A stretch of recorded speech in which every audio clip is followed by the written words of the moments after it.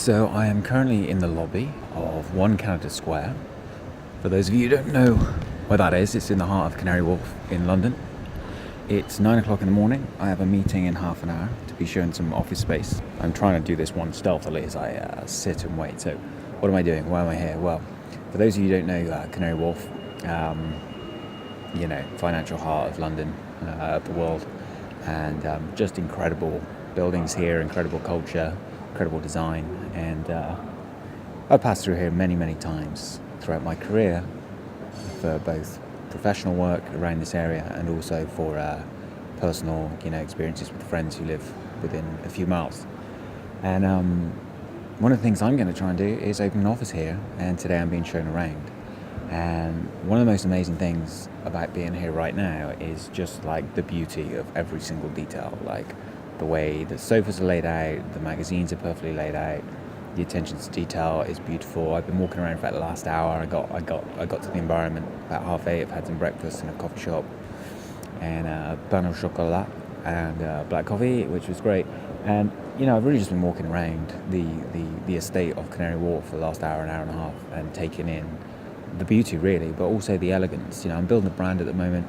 It's important that if I start trying to do business in areas like this, people look at my brand and they look at the little details and the attention to detail. And there's no better place to come than somewhere like this and just look at the magnificence of the building, of the details. Incredible. So detail's key, detail's important, and you can carry that over into your own work, obviously. And when I look at the people, thousands and thousands of people arriving for work, and every single person, they look like they've just stepped out of, a fashion magazine. I'm not very fashionable. I'm really, really not. Actually, I just seen one guy, he's the first unfashionable guy like me, just walked past, but like everyone else, they look like they've just stepped out of Vogue magazine. And, obviously what they're doing is they're adapting to their environment. They're working in a beautiful place, they're working on important big tasks, and they need to look the part. And everything kind of fits together, everything kind of looks good, it feels good. And I'm not making this podcast saying run out and spend all your money on designer clothes. I've never done that, and I've done all right. But look smart, be ahead of time, be early, and pay attention to detail. And eventually that will get noticed and you will have opportunities open up to you.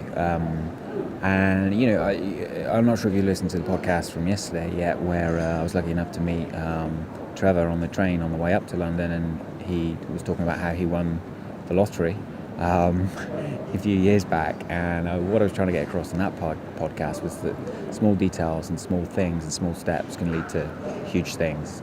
And I think that's what this place is about here at Canary Wharf. It's about lots of small, beautiful details that come together to make, an incredible building, an incredible environment. And within that, people do, obviously, very, very important work, whether you know much about what goes on here or not, whether you agree with some of the things that goes on in places like this or not. It doesn't matter. It's professional people doing small things, a professional environment doing small things to give across a level of perfection and elegance. And you can do that with your employability skills if you follow the rules in the rules book, and if you do the small things that we're trying to get across to people. From some for our education, turn up on time, be ahead of time, look professional, act professional, make people cups of tea, be polite. All these little things eventually open doors for you. And I just think, what you should do is, if you're struggling for how to get to the next step, is you should go and find the place. Even if you just do it online, go and find the place where people work. Look at the detail of things. You want to, for example, I'll bring it back to media. You want to work at the BBC, go on the BBC's website, look through all the photos on the website, watch videos about people who work there, study the sorts of people who get into those environments, study the sorts of environments they are, study the types of programs. But it's not just media, that's my background, so I'm obviously going to pull on those experiences. But whatever industry you're going into, just analyze it in real detail and break it down and say, right, what is it that this environment is about? What is it this company is about? What are the services or the products or the day-to-day lives like for the people who work there, and how do people approach that? How do they dress? How do they act? Can I meet with some people who work in these environments? And before you know it, doors will start to be open. So take action. I am going to go because my meeting's in like 5-10 minutes. And hopefully after this meeting, you'll be getting many more podcasts from the heart of Canary Wharf, where I'll be hopefully expanding my business, my sunflower brand, and doing much more business up here with my filmmaking. So if you haven't subscribed yet, jump over to sunflowereducation.co.uk. You can put in your email address there. You get some free guides and free content sent over to you immediately.